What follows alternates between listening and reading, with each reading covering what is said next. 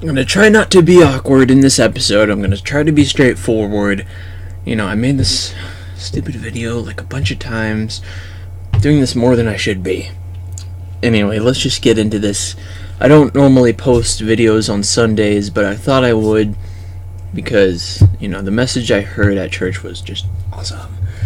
So, what the pastor was talking about was how the tongue, this thing right here, can be used for ultimate good or ultimate evil.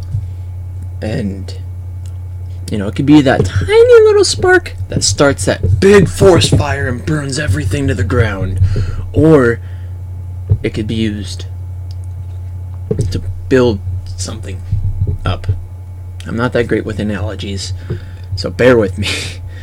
And I'm not that good at this whole thing, I'm not really... I can tell being a preacher wasn't my calling. Gonna try though. Gonna try to relay the message. So, yeah.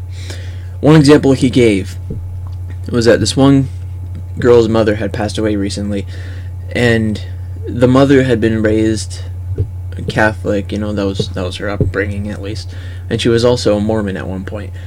So this elder from the Mormon church, or whoever it was, some dude, had called the daughter up and had told her, oh, because of this, all this rolls and crud, and because your mom was at a Catholic hospital at the end of her life, your mom's now burning in hell. And can you only imagine being in that girl's shoes, how she would have felt at that time? Like, I don't necessarily believe, and I'm sure she didn't believe any of that crap that she was in hell per se, but still, you don't want to hear that, it's still, words can tear you down or build you up. And no, I'm not trying to stereotype the Mormon church or anything. This is something I think it actually happened, and it's not meant to stereotype anybody. It was just one guy who used his tongue for evil, who decided to talk bad, don't stereotype based on like one guy did something stupid. Don't involve the whole group in that, but anyway, so yeah, words can build you up or tear you down. And then there was there was another example of this one girl who had went shopping for her family, getting food for her family, as well as this food drive she was doing or whatever it was. And so, point being, she had a lot of food in her cart and stuff like that. So when she went to the checkout, I keep having to swallow. I shouldn't have ate that donut. I shouldn't have drank in that coffee before I've done this. So when she went to the checkout person looked at her cart and was like, dang, do you really need all that food? Basically, I guess in a sense, saying like, dang, you're gonna gain some weight, or dang, you're fat, and this thing's bugging me. Yeah, those are the two examples that I remember hearing, at least. Point being, and awkwardness aside, words build, words can tear down.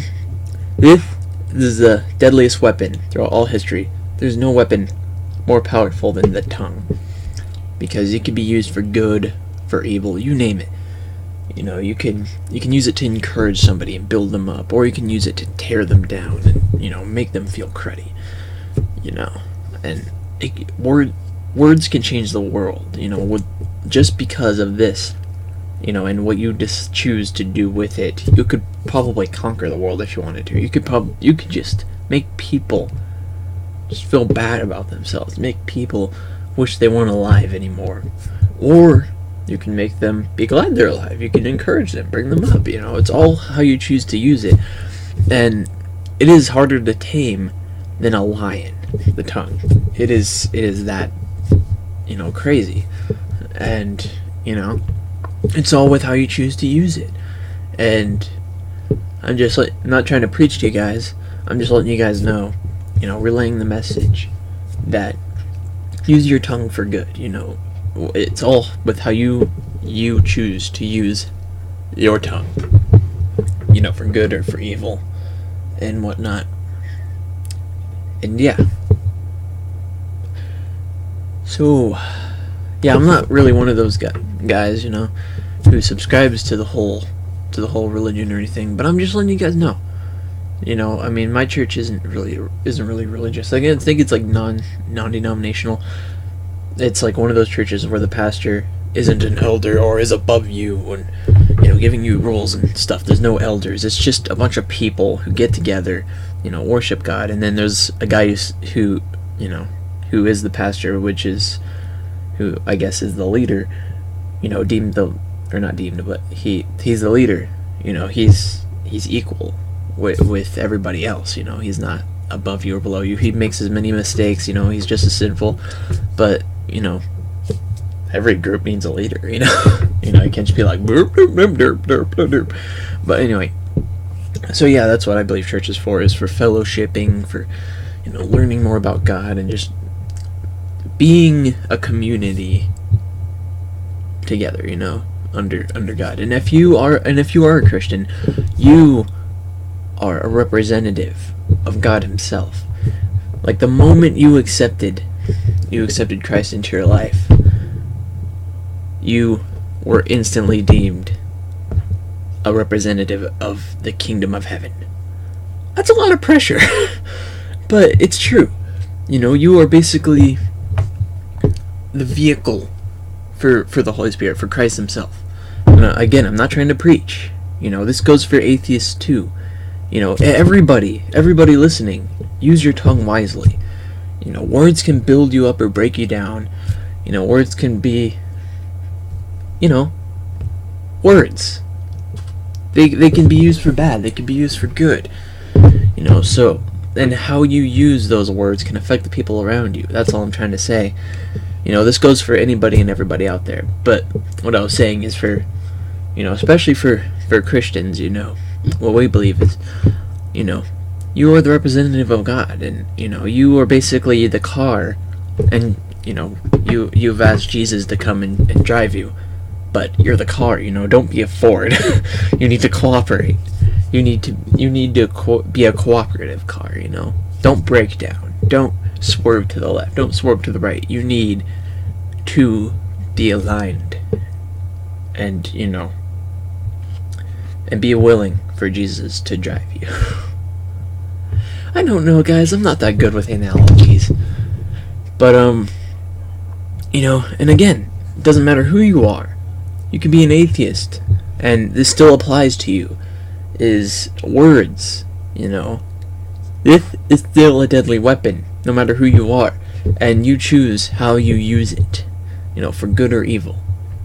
So anyway, that's just all I wanted to tell you guys today.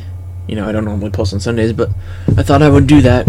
Hopefully, I wasn't awkward and stuttery in this video as I was in my other takes. Had to do this video like 8 times, I swear. I just wanted to get home and do it once, because I was like in church. I'm like, man, I can't wait to get home. I should make a video about this. It's pumping me up, man. And here I am trying to do a bunch of takes, trying to make it perfect. I think I'm just going to upload this one and just to heck with it, It is what it is. Take it as you will. Anyway, I'll see you next time. And remember, germination and non-germination alike. Use your tongue for good and choose your words wisely. See you next time.